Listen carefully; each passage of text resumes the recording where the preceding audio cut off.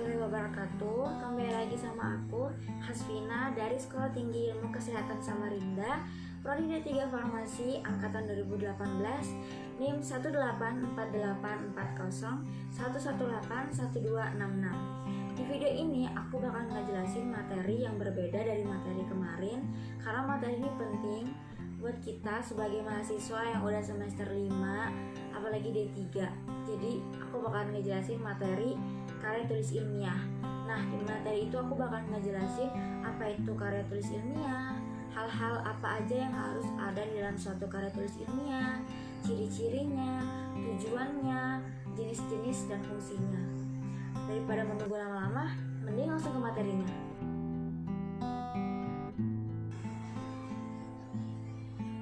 Karya tulis ilmiah.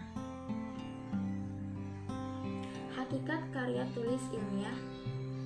Karya tulis ilmiah adalah sebuah tulisan yang berisi tentang serangkaian hasil pemikiran seseorang. Karya tulis ilmiah biasanya diuraikan dalam bentuk laporan tertulis yang isinya memaparkan hasil penelitian atau pengkajian yang telah dilakukan oleh seseorang atau sebuah tim sesuai ketentuan yang berlaku. Karya tulis ilmiah biasanya berisi fakta di mana fakta tersebut selain dapat dibuktikan kebenarannya juga dapat dijadikan sebagai dasar pembuatan simpulan.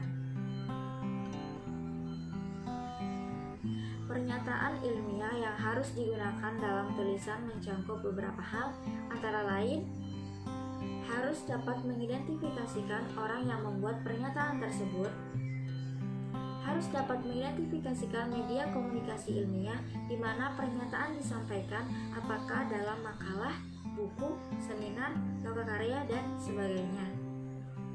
Harus dapat mengidentifikasikan lembaga yang menerbitkan publikasi ilmiah tersebut beserta tempat domisili dan waktu penerbitan itu dilakukan. Sekiranya publikasi ilmiah tersebut tidak diterbitkan, maka harus disebutkan tempat, waktu, dan lembaga yang melakukan kegiatan tersebut. Hal-hal yang harus ada dalam karya tulis ilmiah sebagai berikut. Karya tulis ilmiah memuat gagasan ilmiah lewat pikiran atau aluran pikiran. Keindahan karya tulis ilmiah terletak pada bangun pikir dengan unsur-unsur yang menyangganya. Alur pikir dituang dalam sistematika dan notasi. Karya tulis ilmiah terdiri atas unsur-unsur kata, angka, tabel, gambar yang tersusun mendukung alur pikir yang teratur. Karya tulis ilmiah harus mampu mengekspresikan asas-asas yang terkandung dalam hakikat ilmu dengan mengindahkan kaidah-kaidah kebahasannya. Karya tulis ilmiah terdiri atas rangkaian narasi atau penceritaan, eksposisi atau paparan, deskripsi atau lukisan, dan argumentasi atau alasan. Ciri-ciri karya tulis ilmiah yang pertama, bahasa yang digunakan dalam karya tulis ilmiah adalah bahasa baku yang tercermin dari pilihan kata atau istilah dan kalimat-kalimat yang efektif dengan struktur yang baku. Yang kedua, sikap penulis dalam karya tulis ilmiah adalah objektif yang disampaikan dengan menggunakan gaya bahasa informasional dengan banyak menggunakan bentuk pasif tanpa menggunakan kata ganti orang pertama atau orang kedua. Yang ketiga, struktur sajian karya tulis ilmiah sangat ketat, biasanya terdiri atas bagian awal atau pendahuluan, bagian inti atau pokok pembahasan, dan bagian penutup. Yang keempat, komponen karya tulis ilmiah bervariasi sesuai dengan jenisnya, namun semua karya tulis ilmiah mengandung pendahuluan, bagian inti, penutup, dan daftar pustaka. Artikel ilmiah yang dimuat dalam jurnal mempersyaratkan adanya abstrak. Adapun tujuan karya tulis ilmiah, yang pertama, untuk menyampaikan ide, maksudnya pokok permasalahan yang ada agar lebih mudah dipahami oleh pembaca, maka penulis karya tulis ilmiah membuat dalam bentuk karya tulis ilmiah tersebut. Yang kedua, untuk melatih kemampuan menulis. Yang ketiga, sebagai tradisi ilmiah, maksudnya dalam pendidikan di bangku kuliah sering mendapat tugas untuk membuat karya tulis ilmiah yang mana memiliki suatu kebanggaan tersendiri. Yang Yang keempat, sebagai tugas akhir dalam pendidikan di universitas, karya tulis ilmiah juga menjadi salah satu syarat kelulusan, seperti pada skripsi untuk S1, tesis untuk S2, dan disertasi untuk mahasiswa S3. Yang kelima, digunakan untuk menunjukkan eksistensi dari penulis tersebut melalui karya tulis ilmiah yang dihasilkan. Bentuk karya tulis ilmiah. Berdasarkan bentuk dan fungsinya, karya tulis ilmiah dibedakan menjadi bentuk-bentuk sebagai berikut. Yang pertama, artikel ilmiah populer. Berbeda dengan artikel ilmiah populer tidak terikat secara ketat dengan aturan penulisan ilmiah, sebab ditulis lebih bersifat umum untuk dikonsumsi publik.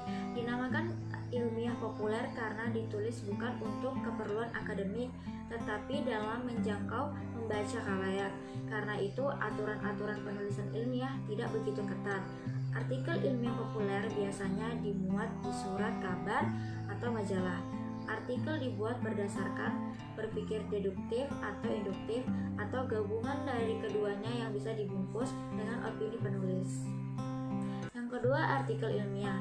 Artikel ilmiah biasa ditulis secara khusus, bisa pula ditulis berdasarkan hasil penelitian, semisal skripsi, tesis, disertasi, atau penelitian lainnya dalam bentuk lebih praktis. Artikel ilmiah dimuat pada jurnal-jurnal kimia.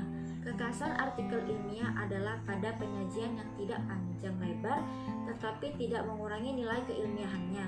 Artikel ilmiah bukan sembarang artikel, dan karena itu jurnal-jurnal ilmiah mensyaratkan aturan sangat ketat sebelum sebuah artikel dapat dimuat.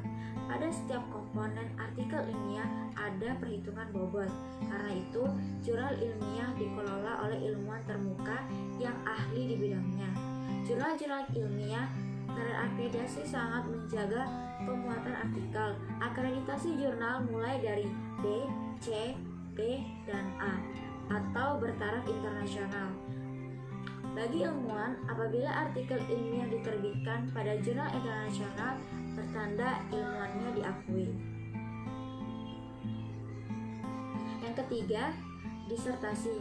Disertasi ditulis berdasarkan metodologi penelitian yang mengandung filosofi keilmuan yang tinggi. Mahasiswa S3 harus mampu tanpa bimbingan menentukan masalah, perkembangan berpikir abstrak, serta menyelesaikan masalah praktis. Disertasi memuat penemuan-penemuan baru, pandangan baru yang filosofis, teknik atau metode baru tentang sesuatu sebagai cerminan pengembangan ilmu yang dikaji dalam taraf yang tinggi. Yang keempat, tesis. Tesis adalah jenis karya tulis ilmiah yang bobot ilmiahnya lebih dalam dan tajam dibandingkan skripsi. Ditulis untuk menyelesaikan pendidikan pasca sarjana. Mahasiswa melakukan penelitian mandiri, menguji satu atau lebih hipotesis dalam mengungkapkan pengetahuan baru. Tesis ditulis bersandar pada metodologi penelitian dan metodologi penulisan.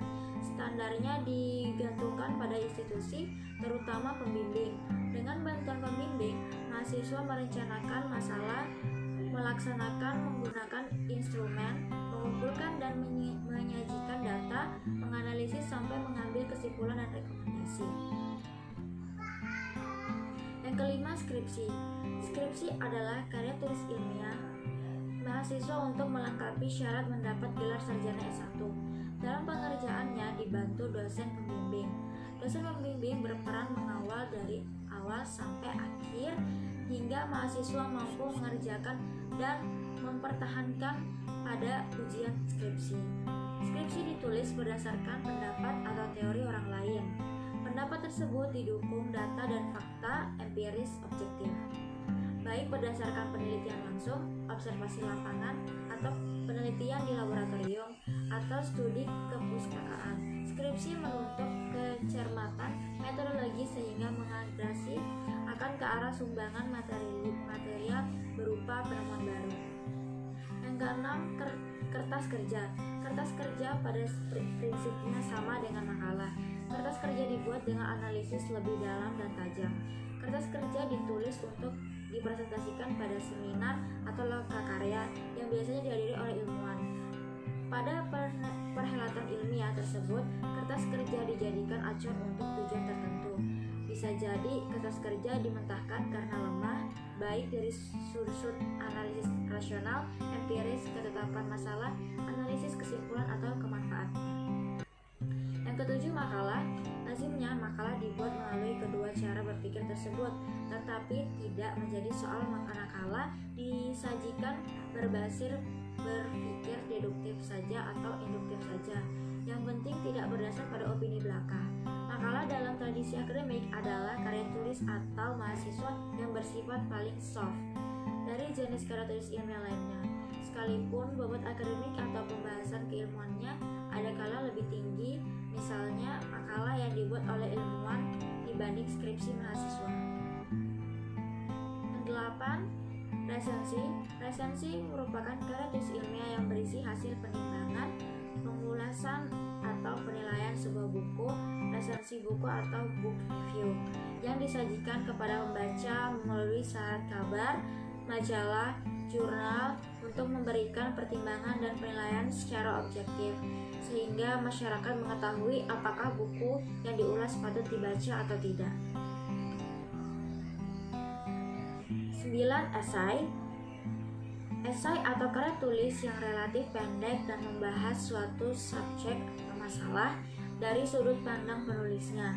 Opini penulis berperan sentral dalam sebuah esai. 10. Kritik. Kritik yaitu karya tulis ilmiah yang berisikan penilaian baik buruknya suatu karya secara objektif, tidak hanya untuk mencari kesalahan atau catat suatu karya, tetapi juga menampilkan kelebihan atau keunggulan karya tulis ilmiah itu seperti apa adanya. Sekian materi dari saya. Jika ada kata-kata yang salah atau pengucapan yang salah, saya mohon maaf. Semoga materi ini bermanfaat untuk kalian.